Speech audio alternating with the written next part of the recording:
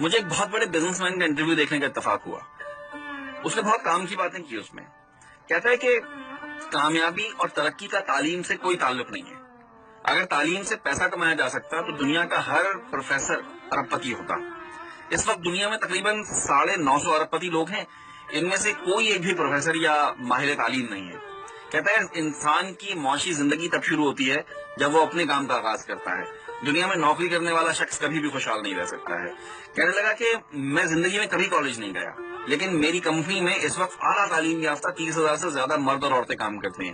یہ تعلیم یافتہ لوگ مجھ سے ویژن میں، عقل میں، دماغ میں بہت بہتر ہیں، لیکن ان کے پاس نوکری چھوڑنے کا حوصلہ نہیں ہے. انہیں اپنے اوپر اور اپنی صلاحیتوں پر اعتبار ہی نہیں ہے. کہتا ہے کہ دنیا میں ہمیشہ درمیانے پڑھے لکھے لوگوں نے ترقی کی ہے. یہ لوگ وقت کی قدر و قیمت سمجھتے ہیں، اور یہ لوگ ڈگریاں حاصل کرنے کے بجائے طالب علمی کے دور میں ہی کاروبار شروع کر دیتے ہیں. کامیابی ان کو کالج یا یونیورسٹی کے بجائے کارخانوں یا منڈیوں میں لے جاتی ہے. اگر کوئی شخص میرے لیے کام کر سکتا ہے تو وہ اپنے لیے کام کیوں نہیں کر سکتا ہے؟